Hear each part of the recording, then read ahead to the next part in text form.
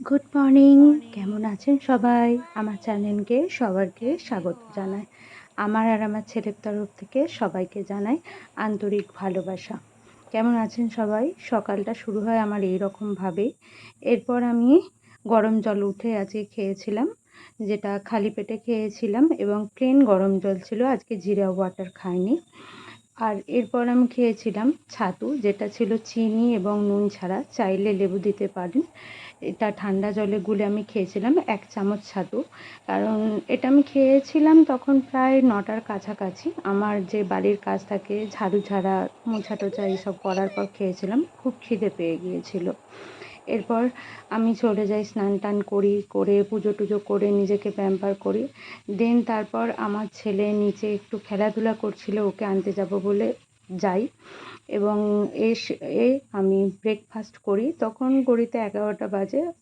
তো ব্রেকফাস্টে আজকে আম, শসা, দই, তো দারচিনি পাউডার আর হচ্ছে একটু বেদানা, একটা কলা, এইসব দিয়ে দই দিয়ে একটা ফ্রুট মিক্স বানিয়েছিলাম, যেটা খেয়েছিলাম। ওটা খেলে পেটটা অনেকক্ষণ ভরা থাকে।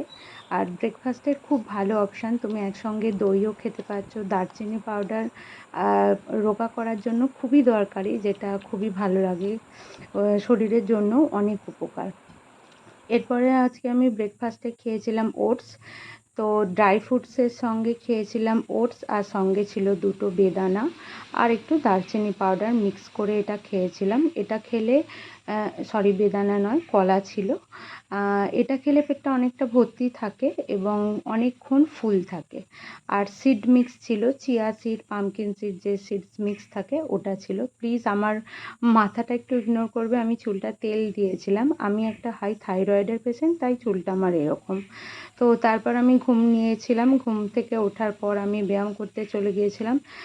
তোমরা সকলেই জানো 30 মিনিট ব্যায়াম করা খুবই দরকারি। তো রাত্রে ছিল কালো চানা সেদ্ধ এবং শসা। আর আজকে ছিল এটাই আমার ডিনার অপশানে, তাতে একটু লেবু আর চাট মশলা ছড়িয়ে দিয়েছিলাম। আর সর্বশেষ খেয়েছিলাম 1 গ্লাস গরম জল, যেটা আমি রোজ রাত্রেই খেয়ে থাকি, প্রায় 9টা থেকে 10টার মধ্যে খেয়ে থাকি। এটা আমার খাবারকে হজম করতে সাহায্য করে এবং শরীরকে ভালো রাখে।